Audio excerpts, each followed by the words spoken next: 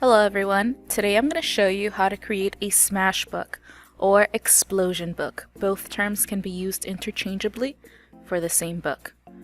We're going to need 3 pieces of paper, all 8 by 8 inches. Ideally you're going to want to use cardstock, and we're going to need some glue so that we can adhere our pages together. There's no cutting necessary for this book. To set up our book, we're going to start by taking one of our sheets of paper and folding it in half. And here, I'm using my nail to score down by pressing firmly on the fold.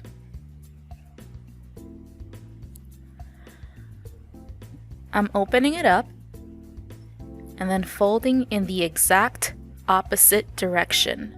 So you can see first I folded from right to left, and now I'm folding from bottom to top. Again, I'm using my nail so I can score down that fold and make sure it's nice and firm.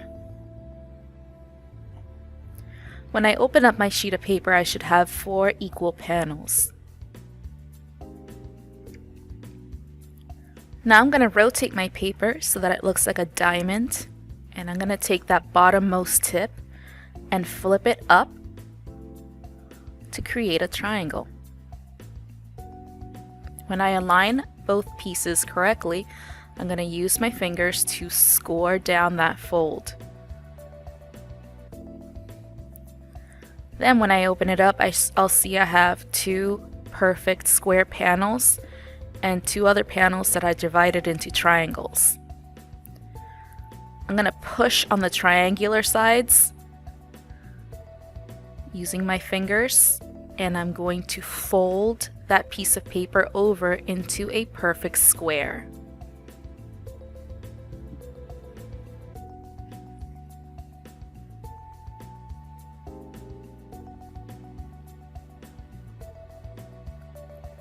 Now I'm going to repeat the process for the second sheet of paper.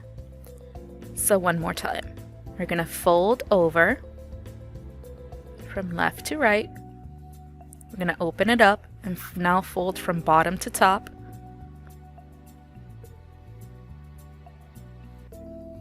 When I open it up, I should have 4 equal panels.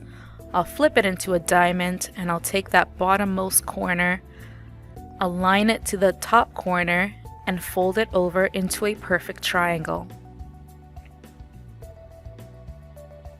Then I'll open it up again, and I'm going to push on the sides that are split into triangles and fold my piece of paper into a perfect square, just like I did the first piece. I have 1 remaining piece of paper, which I'm going to fold over in exactly the same procedure that I used on the first 2.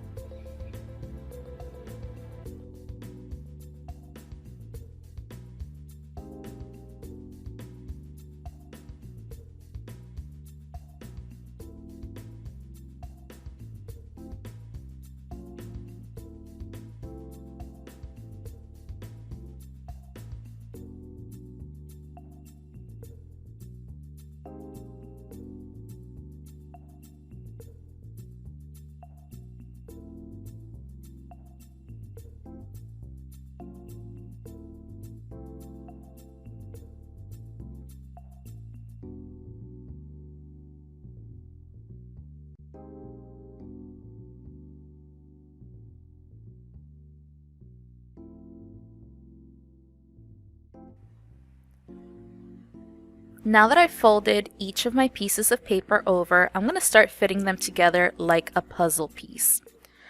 What I want to do is I actually want to locate 2 of the square panels in my sheets of paper, and I'm going to get a glue stick and I'm going to glue down one of the panels like you see me doing here. If you're using liquid glue, you want to make sure you dilute the liquid glue with water and apply it with a brush so that it's really nice, even application. Now I'm going to take one of the other square panels in my second sheet of paper, and I'm going to align them as you see here, kind of like if you're putting together a puzzle piece. And I'm going to press down and give it a firm massage with my hands. The idea here is that the two pages are going to adhere nicely together without any folds or any bubbles. I'm going to do the exact same thing in my remaining panel over to the right hand side. I'm going to apply some glue, and then for my remaining piece of paper I'm going to locate one of those other square panels and I'm going to press nicely and firmly and give the paper a nice massage so that it adheres properly together.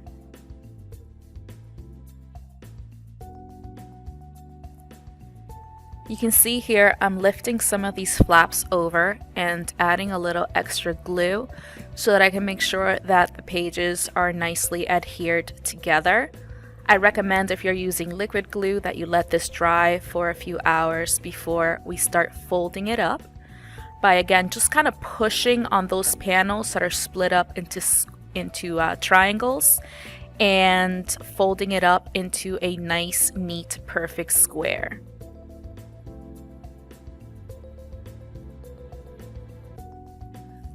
Now that I created the overall pages that will be going in the book, I'm ready now to start working on some of my hard covers to protect the book and keep it nice and stable.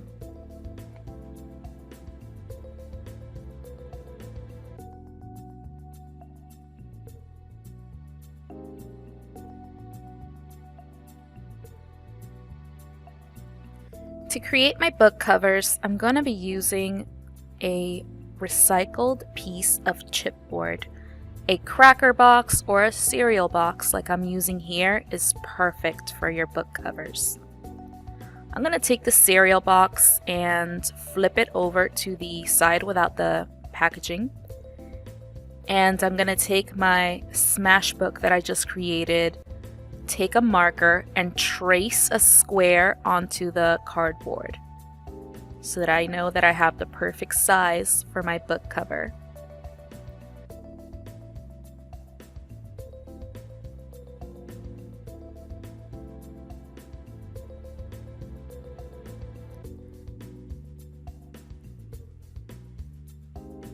Because I need a front and a back cover, I'm going to do so on another corner of my chipboard box. So save your cracker boxes, save your cereal boxes. It's a great way to recycle, and it makes a very sturdy cover for your smash book.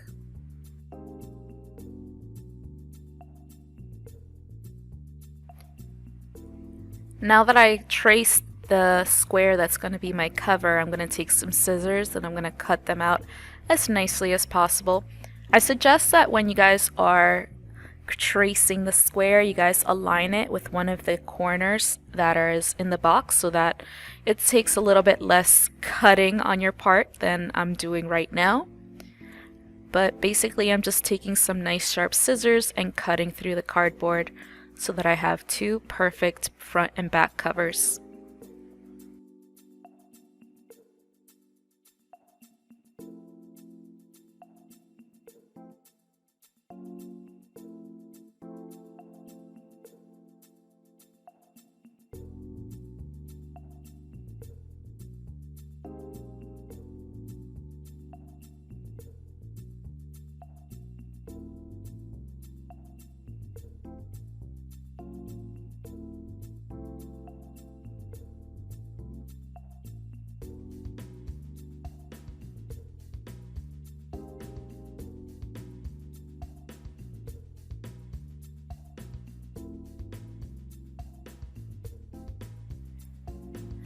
Now that I'm done cutting out both covers, it's time to wrap them up with some beautiful graphics and adhere them to our smash book.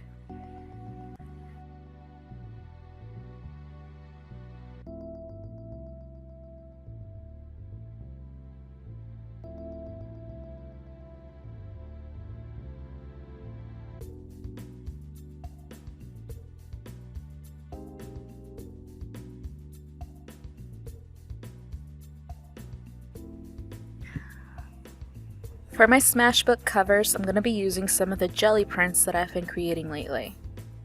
I'm going to put the print side down And with the blank side up, I'm going to take a marker, I'm going to put the cover that I just cut out with the cardboard on top, and I'm basically going to draw a square around the cardboard cover, and I want to leave a good 1/2 inch from the cardboard to the paper, because all of those sides that are bordering the cardboard are actually going to flip over when I adhere the jelly print to the cardboard.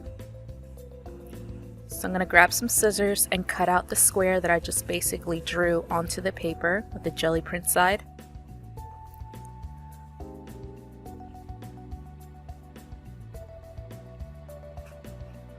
Now I'm going to take a glue stick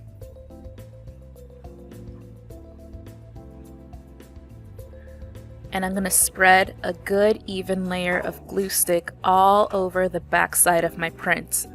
If you're using liquid glue, again, remember to dilute it with water and apply it with a brush so that you have a nice smooth application and you avoid creating air bubbles.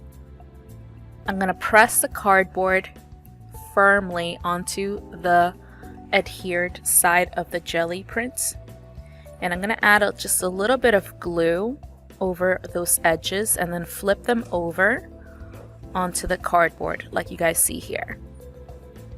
I'm going to do that for all 4 sides. I should have a little bit of an excess, which I'm going to grab some scissors and trim off just so that it makes a nice even edge. The idea is to try to get this as smooth and as perfect as possible. I'm now going to repeat those exact same procedures with the second cover so that I have a front and a back cover. And you can see I'm also applying a little bit of glue stick to those edges just so that they don't peel off.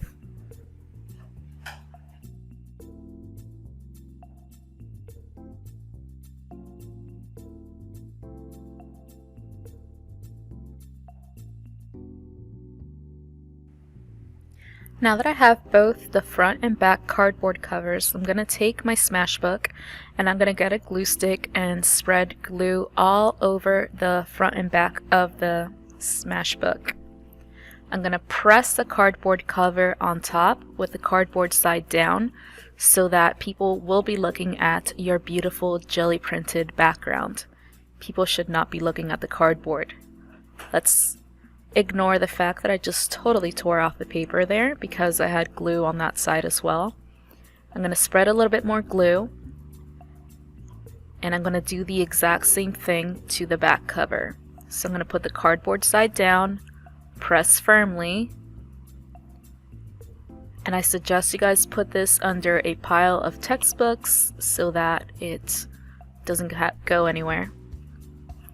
And once you have it adhered and you have cleaned off the excess glue, you can open up your smash book and start filling up the pages as you wish. I'm going to fill these pages up with more jelly prints. You can paint them, draw them, write poetry on them. It's up to you.